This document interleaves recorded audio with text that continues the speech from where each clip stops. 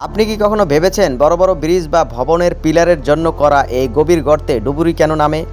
যেখানে এক ফোঁটা আলো পৌঁছায় না এবং চারপাশ শুধু ঘন কাদা পানিতে ভরা, সেখানে তাদের কাজটা কি? এই গর্তগুলোকে বলা হয় পাইল হোল।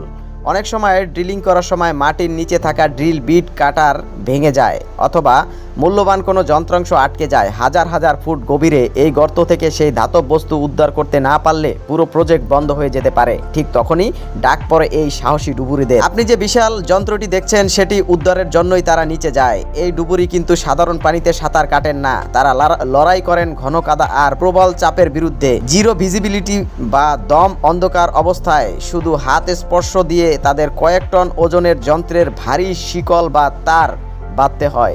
এক চুল এদিক ওদিক হলেই ঘটতে পারে বড় বিপদ। যখন সেই বিশাল আসসালামু আলাইকুম ভিউয়ার্স, কেমন আছেন সবাই? আশা করছি ভালো আছেন। আপনারা ভিডিওতে জাহাজের সামনের নিচের অংশে যে গোলাকার অংশটি দেখতে পাচ্ছেন সেটিকে মেরিন ইঞ্জিনের ভাষায় বাল্বস বাউ বলা হয়। এটি দেখতে অদ্ভুত মনে হলেও আধুনিক বড় বড় জাহাজগুলোর জ্বালানি সাশ্রয় এবং গতি বাড়ানোর জন্য এটি একটি অত্যন্ত গুরুত্বপূর্ণ আবিষ্কার। সাধারণত একটি জাহাজ যখন পানির উপর দিয়ে চলে তখন জাহাজের সামনের অংশ বাউ পানিকে ঠেলে সরিয়ে দেয়, ফলে সেখানে একটি বড় ঢেউ বা তরঙ্গের সৃষ্টি হয়। একে বলা হয় বাউ ওয়েভ।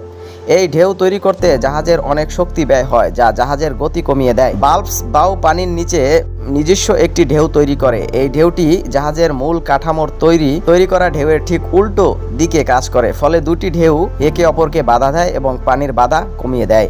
এটি জাহাজের সামনে পানির চাপকে এমনভাবে বিন্যস্ত করে যে জাহাজটি অনেক সময় সহজে পানি কেটে সামনের দিকে এগিয়ে যেতে পারে। এটি সঠিকভাবে কাজ করলে জাহাজের জ্বালানি খরচ প্রায় 12% থেকে 15% কমিয়ে আনতে পারে। পানির বাধা কম হওয়ায় জাহাজ এই শক্তি ব্যবহার করে আরও দ্রুত চলতে পারে। এটি সমুদ্রের উত্তাল ঢেউয়ের মধ্যে জাহাজের সামনের অংশের দুলুনি কিছুটা কমাতে সাহায্য করে। বাল্বস বাউ মূলত বড় জাহাজ যেমন কার্গো শিপ